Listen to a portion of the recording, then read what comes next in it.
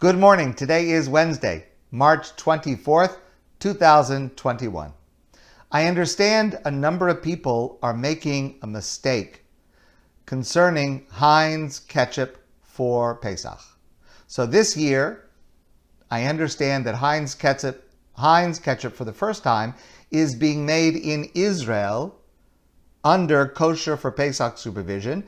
Ketchup definitely requires kosher for Pesach supervision. I understand this year it's being made by Heinz in Israel, kosher for Pesach, and is available in a number of places. To the best of my knowledge, it is not available here in Montreal. But that product is fine. If you see it with a kosher for Pesach symbol, that product is fine, and enjoy it if you want. But regular Heinz ketchup is not kosher for Pesach and cannot be used. I understand a number of people are making a mistake because there's discussion about Heinz ketchup, so people are walking into IGA and buying Heinz ketchup for Pesach, but that's not okay. It's got to be specifically kosher for Pesach, and I do not believe that that is available here in Montreal, to the best of my knowledge. This is just one example demonstrating that it is a fact of life that the only way to observe Pesach properly is to follow updated product information. And every year, it gets more complicated, more nuanced, and more confusing. It used to be that there were many, many items that were fine for Pesach with no kosher for Pesach supervision, as long as it was a new container. For example, in years past, it was okay to buy pure orange juice, or decaf coffee, or frozen vegetables. Many, many other products which are not okay now without a kosher for Pesach symbol.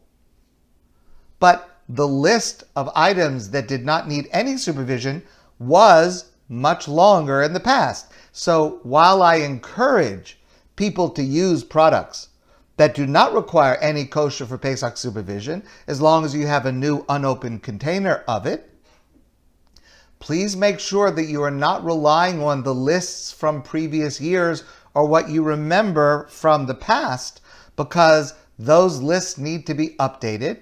And in the emails that I'm sending out of Pesach resources, I do have those lists for this year. But again, the list of those products gets shorter and shorter. Why is that?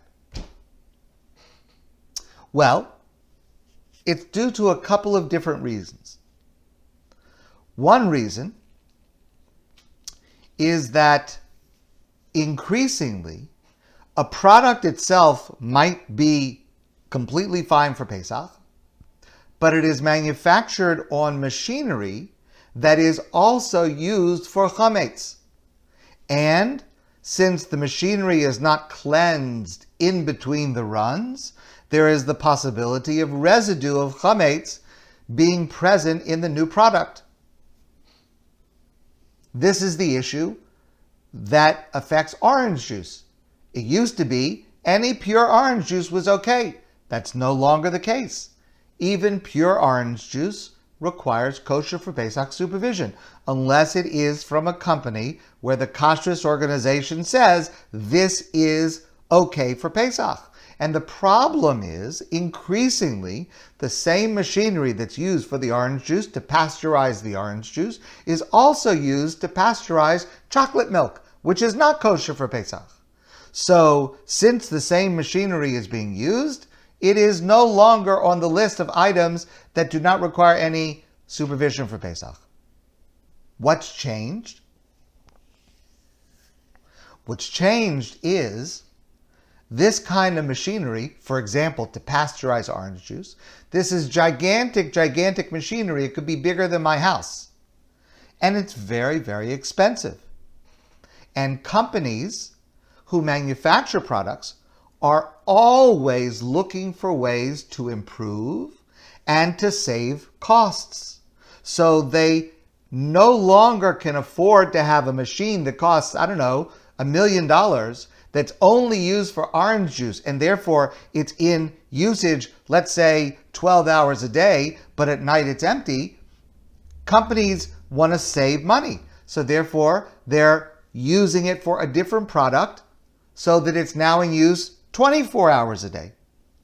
By doing this, they are constantly looking for ways to increase the efficiency of their production. So therefore, certain products where the machinery used for it was dedicated, now it is shared. Another example is frozen vegetables. Used to be that the machinery, which also is very, very large and very expensive, the machinery used for frozen vegetables was dedicated just for that. But then companies develop products with vegetables and pasta, and that is now produced on the same machinery in order to increase efficiency. So therefore, those products, since there's a residue from one run to the other, those products are no longer kosher for Pesach unless they have specific kosher for Pesach supervision. In a successful business, every aspect of production is constantly reviewed to eliminate waste, to lower costs, and to increase efficiency. And that is such an important lesson. The difference between chametz and matzah relates to just not wasting a minute. If you mix the flour and water, and you get it into the oven before 18 minutes, it's matzah. 1 minute later, after 18 minutes, it's chametz. We have to try to do it as quickly as we can. We have to try to find every possible efficiency. It's the key to living as a Jew all year long. There is so much opportunity, for example, to learn Torah, for example. So who has time to sit down and go to a class for an hour? Okay, well, first of all, I hope that you make time to do that. But so many technologies that we can make use of with an iPhone, with podcasts, with YouTube. You can have a minute standing in line somewhere, and you can make use of it for a constructive purpose.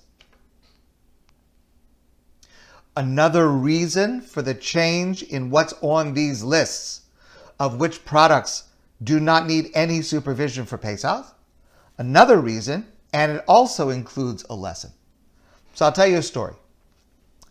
Years ago, when we lived in New Haven, a large part of my job was kosher supervision. And I did kosher supervision for the businesses that I myself supervised. And I also worked as an agent for several of the large kashrus organizations, the OU, the OK, the Star K, several of the large organizations, and I would do some work for them on an as-needed basis. So there is a candy bar. I actually haven't had one of these in years, but I have loved it throughout my life, called a Mounds bar. A Mounds bar is a chocolate. It's coconut with chocolate on the outside. Some have almonds, some don't. So Mounds candy bar is supervised by the OU. It turns out, now I'm going back 20 years, so I'm not current with Mounds bars, but at least when I was involved, there was only one factory in the entire world that made Mounds candy bars. It was located in Connecticut, and I supervised it on behalf of the OU. So I would go up there every once in a while, and it was relatively easy to do. Of course, you still have to be careful, and there are guidelines, but relatively easy because it's one factory in the whole world. It's one candy bar. They have not changed the ingredients in 100 years or so, and nothing changes. So you have to go in. You have to see the whole plant because you never know, something could change. You have to go see the whole plant. You have to check the supplies. You have to check the paperwork to make sure what's coming in and what's going out matches and where things are being purchased from. You have to look at all the machinery. You have to check everything. Okay, fine. So I remember the first time I went there. So the manager who's showing me around. So I said, I'm now taking this over for the OU, so please show me the factory. So obviously I have to keep track that I need to see the entire plant, every single room, every door's got to be open. I can't take any chance I don't take anyone's word for anything. I have to verify for myself.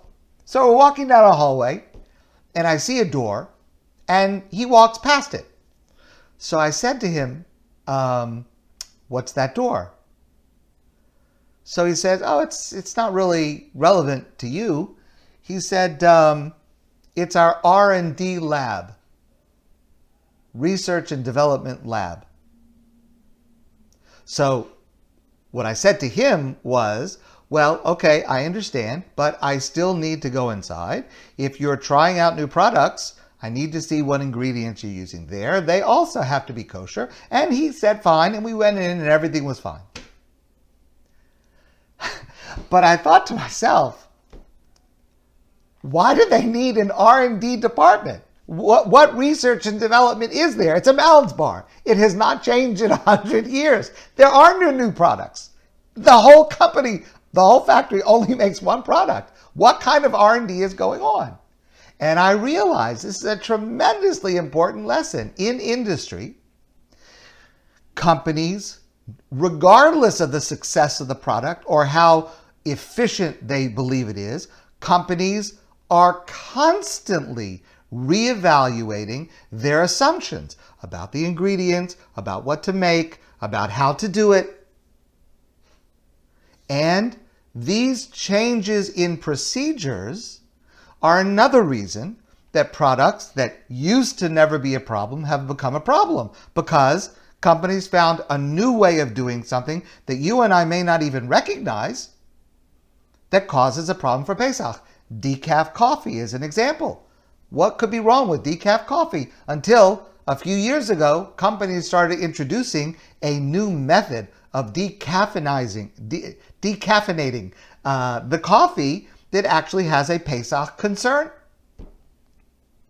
Many, many other products are in this category because of a change in the way that they make it or some other aspect of it. A kashrus problem for Pesach has arisen. Rabbi Rafal Shmulevitz, a great scholar of the previous century, used to teach this lesson. We all know a famous line in Pirkei Avos, Ezehu Asher Hasameach Bechelko. Who is a rich person? One who is satisfied with what they have. Said Rav Shmulevitz, that applies to gashmias, to physical and material needs. Be satisfied with what you have, you'll be a wealthy person. And if you're not satisfied with what you have, it doesn't matter how big your bank account is, you'll never be a wealthy person.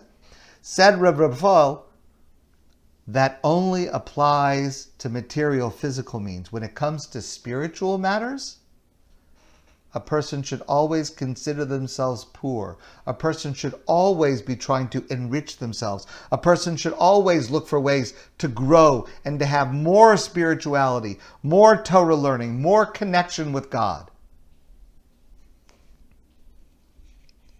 Just because I've done it this way in my spiritual life, in terms of my observance of mitzvos, in my prayer, my study, just because I've done it this way and I'm used to it, that doesn't mean it's the best way. I should always be looking for change. I should always be looking for growth. And while the examples that I gave you about the manufacturing of different products are technical issues that are not related to Pesach, they also remind us about what Pesach should mean for us. Sivan Rahab Meir wrote, Egypt was the symbol of stability and regularity. The Nile always flows. Farmers were not dependent on rain. The slavery of the Jewish people was a law of nature. Paro, his dynasty, one after the other, existed forever. The exodus from Egypt gave a new hope to humanity that we can change things and we can be changed ourselves. That we can break the closed circuit of the law of nature. We can let the light of God penetrate reality and light it with a moral light. That's why, says Sivan Rahav Meir, we put so much emphasis at the Seder on the plagues, the 10 plagues. Why do we have to tell the story about the plagues? Why does God have to bring the plagues to begin with? God could have arranged for the Jewish people to leave Egypt without needing 10 plagues. But there's something very, very important about the plagues. The unchangeable Nile River turns to blood. The stable land is suddenly filled with lice. The sun, which always shines, suddenly disappears. The purpose of the 10 plagues, in addition to being the vehicle through which Paro comes to the decision to let the Jewish people go free, but in addition to that, the purpose is to undermine our stability, our belief that this is how it is and how it will always be and there's nothing we can do about it. No. What the Torah comes to teach us, what God wants to teach us, is that we should constantly be striving for change. We often refer to ourselves as people who are traditional Jews, for example. We refer to ourselves, yes, in a certain sense, but we should also always be looking for change, be looking for growth and improvement, and not simply maintaining what we have always done. And that's a lesson to learn from these companies who are always looking for how to do it better. And this is an essential part of Pesach, especially the Seder. I want to share something with you that I learned this year. I never knew this before, but it's a fascinating insight to the Seder. So, we have the Seder, which means order, is a series of steps that we go through from the beginning to the end. The last step of the Seder is Nirtza. Nirtza means acceptance. We hope that what we have done at the Seder, because now we're completing it, is acceptable to God, that we have done it correctly. Nirtza, acceptable. There's another translation of Nirtza. Nirtza can also mean we want. And listen to what Rav Nachman of Breslov said. Rav Nachman of Breslov explained that Nirtza at the Seder is not only about expressing that we've gone through the whole Seder, Chasal, Seder, Pesach, Hilchaso, that we have gone through the whole Seder and we've done it according to the rules, and we hope that it is acceptable to God. It's not only that. Nirtza is also about leaving the Seder night wanting more, continuing to grow and developing our relationship with God. The end of the Seder is not the end, it is the beginning of the journey. And at Nirtza, we want to express that we hope that the moment of the ending of the Seder will be a beginning of a journey that stays with us and propels us higher and closer to God as the year unfolds. And even the way we shop for Pesach is an opportunity, if we focus on it, to get ready for what the Seder is supposed to lead us to. The desire and the will to change, to improve, to leave the Seder on our own personal journey towards a closer connection with God. My friends, I want to wish you a great day, and I look forward to seeing all of you soon in person.